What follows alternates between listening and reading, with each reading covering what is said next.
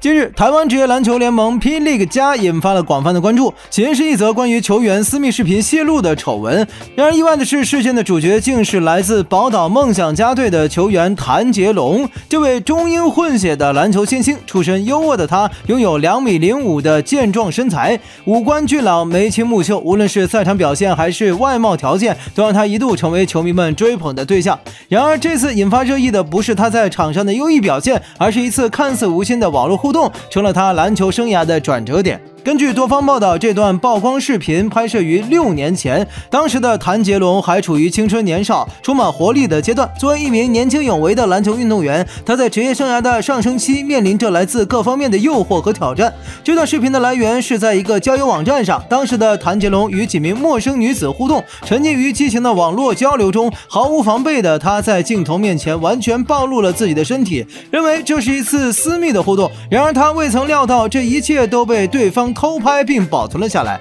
这段视频的曝光并不是偶然，更不是一次普通的隐私泄露事件。随着谭杰龙的视频浮出水面，媒体进一步披露，这背后竟然隐藏着一个庞大的隐私侵害链条。不仅是谭杰龙，还有其他台湾篮坛的知名球员也深陷其中。据报道，涉及到隐私视频多达60段，总计容量超过5个 GB， 涉及到球员人数接近20人。这次事件不仅在体育圈内引发了巨大震动，也引发了社会舆论的广泛关注和讨论。从事件的规模和泄露方式来看，这显然是一场有预谋的组织犯罪。谭杰龙和其他受害球员都成了钓鱼执法的牺牲品。这类犯罪行为在网络世界中并不新鲜，他们针对的是那些年轻且有潜力的职业运动员或明星，通过美色诱惑等方式引导这些年轻人进入他们设下的圈套。在网络的虚拟世界里，很多人往往放松了警惕，忽略了网络背后可能存在的危险。这类犯罪组织有时被称作为渔夫，他们通过伪装身份，利用极具诱惑性的内容吸引年轻的运动员主动暴露隐私。在这些运动员放松警惕的过程中，犯罪分子则悄悄地记录下整个互动过程，并将这些不雅内容保存下来。这些视频随后被发布到一些专门的付费网站上，用以谋取非法利润。这不仅严重侵害了运动员的隐私，也对他们的职业生涯造成了巨大的影响。目前已经有部分受害的球员选择报案，球队和警方正全力配合。然而，面对这些隐蔽性极强的网络犯罪，追查工作面临着巨大挑战。随着互联网的普及，隐私保护问题变得愈发复杂，尤其是对于公众人物而言，任何一个不经意的举动都可能成为他人敛财的工具。虽然警方已经开始介入调查，但这场危机的背后反映了更深层次的社会问题。在信息化时代，如何有效保护个人隐私？值得注意的是，这类犯罪并不仅仅局限于台湾，在大陆内地，类似的隐私侵害事件也频频发生。无论是运动员、明星还是普通民众，都面临着网络隐私泄露的威胁。这些犯罪分子往往通过更为复杂的手段，例如盗取受害者的手机通讯录，利用这些敏感信息进行勒索。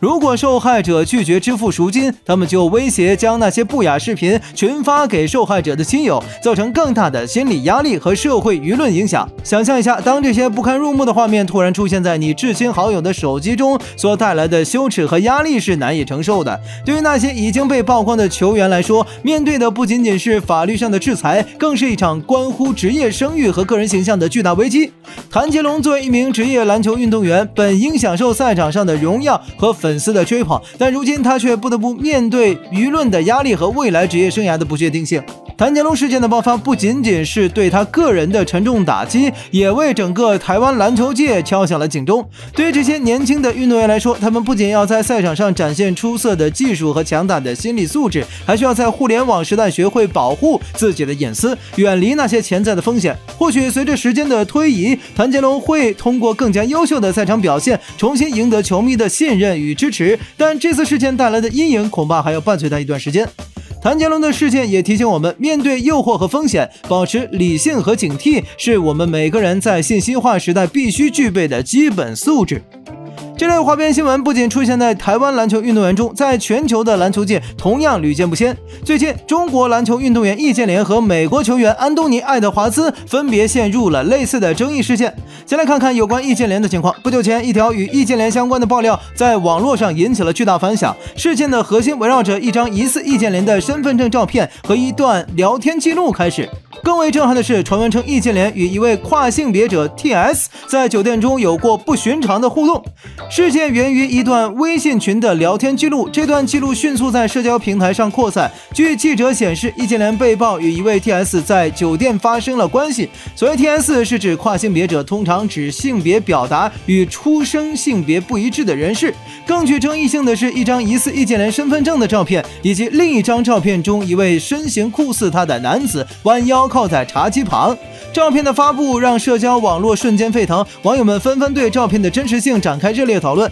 有人指出，照片中这位男子的身材与易建联极为相似，而身份证的细节似乎也十分逼真，增加了可信度。随着话题发酵，网友们迅速分成了两大阵营，一部分人认为照片和聊天记录的信息真实度较高，特别是那张身份证，甚至有些网友通过一些公开途径验证了身份证号，发现该身份证可以正常购票和注册，这进一步加强了他们对爆料的信任感。支持者还强调，身份证号等信息难以伪造，这使得爆料更加可信。然而，另一部分人对此抱有怀疑，他们指出照片中的光影存在不合理之处，认为人物的影子不够清晰，而旁边茶几的阴影却十分明显，暗示照片可能已经经过了后期处理。此外，有人找出了另外一张外国身份证的照片，发现两者在光影效果和布局上几乎一致，这让部分网友相信这张疑似易建联的身份证照片可能是伪造的，甚至是通过 PS 合成的。然而，就在大家开始认为身份证是 P 图时，又有一波网友挖出了更多的信息。他们指出，那张外国身份证的照片本身可能是伪造的。更具体的说，那张外国人的身份证号码和2014年美国网络上一则旧新闻中的某位人物的身份信息完全一致，导致不少人开始质疑澄清用的原图反而是假的。于是事情变得更加扑朔迷离，支持身份证真实的观点再次占据上风。如果那张所谓用来澄清的外国身份证是伪造的，那么易建联的身份证照片真实性是否反而得到印证？不少网友开始认为，这一事件中不仅照片可能是真实的，连之前的一些细节也逐渐得到了验证。与此同时，另一种疑点开始出现，有眼尖的网友指出，身份证上的地址疑似是某家酒店的地址。这一发现引发了新的质疑，毕竟身份证地址一般不会填写酒店，这显然不合常理。但这个疑点依旧没有得到更多的信息支持，只能作为一个开放的讨论点，留待进一步确认。截至目前，易建联团队对此事尚未做出任何官方回应，这种沉默让不少网友感到不安，也让事件充满了更多猜测的空间。有些人认为，明星面对绯闻时保持沉默，往往是为了避免事情进一步发酵，但也有人认为这可能是一种间接承认。接下来是安东尼·爱德华兹的花边新闻。最近，这位年轻的 NBA 球星因个人生活陷入了一场风波，他向法院提交了亲子鉴定申请，怀疑一名社交媒体网红阿耶莎·霍华德的孩子可能是他的。值得注意的是，阿耶莎曾是说唱歌手里尔·巴比的前女友，两人共同抚养着一个9岁的儿子。如果亲子鉴定结果属实，意味着爱德华兹在14岁时就意外有了自己的孩子。这个消息瞬间让事件变得格外戏剧化。更为狗血的是，里尔·巴比似乎一直对此毫不知情，而这9年来他一直在抚养这个孩子。如果结果成立，那事情的发展无疑会掀起轩然大波。有些好奇的球迷甚至特意找出了爱德华兹年轻时的照片，与阿伊莎的儿子进行对比，似乎确实在外貌上有几分相似。这进一步引发了人们对亲子鉴定结果的猜测。不过，这场亲子鉴定风波还不是最令人震惊的地方。在美国媒体的深挖报道中，发现爱德华兹的情感史同样复杂。年仅23岁的他已经是3个孩子的父亲，而每个孩子的母亲都不同，而此次亲子鉴定涉及的孩子可能是他的第4个。第一胎，2023年9月，爱德华兹的女儿阿里斯出生，母亲是美妆博主达哈。第二胎，2023年10月，儿子阿米尔出生，母亲名叫艾丽。第三胎，2024年3月，女儿艾琳出生，母亲是香农·杰克逊现任女友。更令人惊讶的是，爱德华兹还协助抚养着一位10岁的孩子，这个孩子是说唱歌手 Chief Keef 与香农·杰克逊所生，这使得爱德华兹在年纪轻轻就已经步入了儿女绕膝的生活。与之相比，连杜兰特、哈登等 NBA 老一辈球星在个人生活方面都显得逊色不少。如果阿伊莎·霍华德的儿子确实是爱德华兹所生，那么未来 NBA 赛场上或许还能见到父子同台的传奇一幕。